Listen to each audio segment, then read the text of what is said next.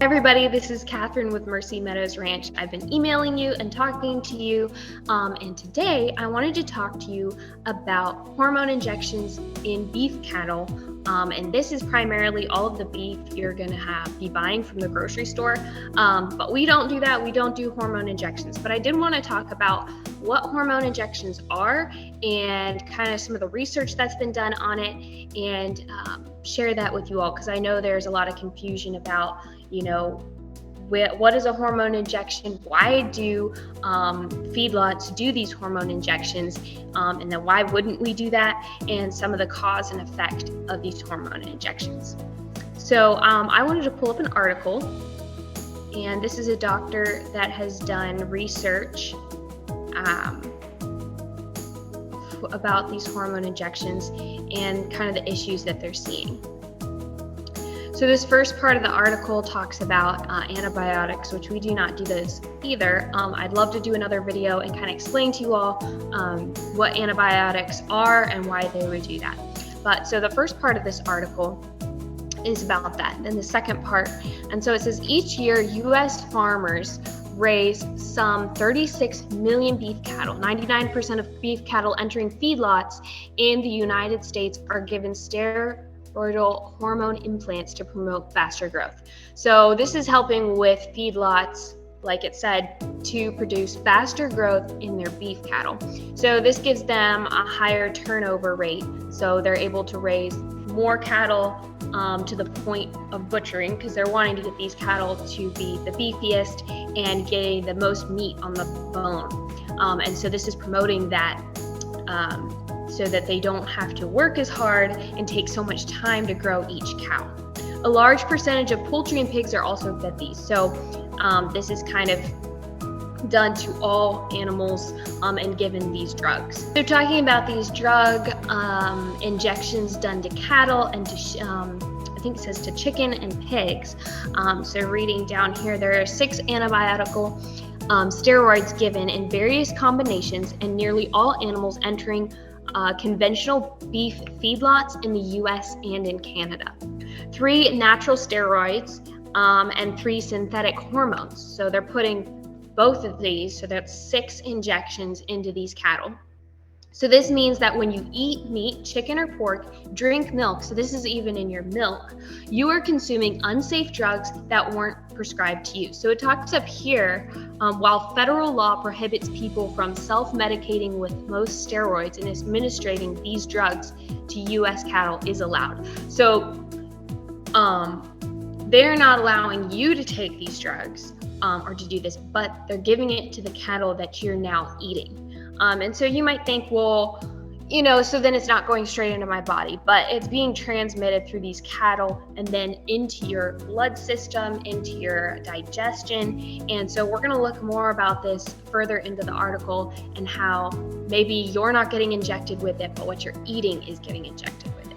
So consuming extra hormones disturbs the natural hormonal balance in the body, and eating animal products laced with hormones can have serious consequences for both children and adults. So this is not segregated to just a certain age range, but this is for young and old. Kids' bodies are small and still developing, so exposure to even tiny amounts of hormones in animal products on a regular basis can have a large impact. According to a report on hormones in meat and milk that appeared in Los Angeles Times, the amount of estradiol in 2 hamburgers eaten in one day by an 8-year-old boy could increase his total hormone level by as much as 10%, based on very low natural hormone levels.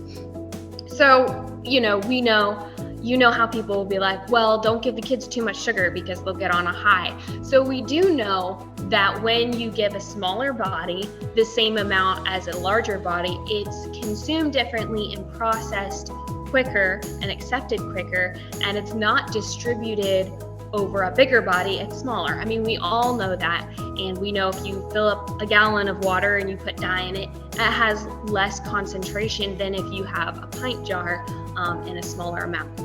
The Cancer Prevention Coalition warns parents that even small amounts of animal products contain enough hormonal residues to harm children, saying no dietary levels of hormones are safe. Meat contains billions of hormone molecules. When kids eat the flesh of cows who were treated with hormones, the spike in hormone levels can disturb the development of the brain, sex organs, and according to a report by the European Union on the effects of hormone-laced animal products.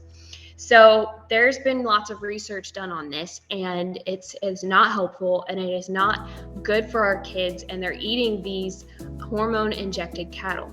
Certain organs are more susceptible to the effects of estrogen, and negative consequences of feeding children meat were clearly demonstrated in Puerto Rico in the early 1980s. So we've known this a long time. This research has been out there a long time. When thousands of children experience premature sexual development, the amount of estrogen over hormones in our bodies through the consumption of meat and milk can cause other disorders, including questions and controversy over the impacts of these added hormones on human development and health have lingered for 4 decades. In 1988, the European Union banned the use of hormone growth meat because of these issues. Yet the US FDA refuses to adequately regulate their use to promote growth in cows, even though these same drugs in the US are prohibited for over-the-counter use by humans.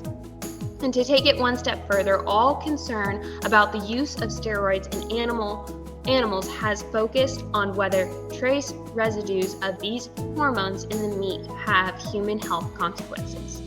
Hey everybody, so I hope that video was helpful in showing you that article, and I would definitely encourage you to go out there and do your own research on this hormone injection. And so these are the reasons why we wouldn't do hormone injections. We don't want to force the cattle's body to do something that it was never created to do. Cattle were never created to be pushed into growing at a higher rate than they actually do naturally.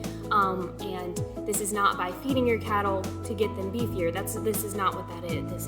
This is injections. This is like giving a vaccine or a shot of something that's not natural. So this is why we don't do it, which makes raising cattle much easier. You just let them do what cattle do, and you don't try to force their bodies to do different things. But this is why the feedlots do this, though, is to increase the growth of these cattle and have a higher turnover rate and production system.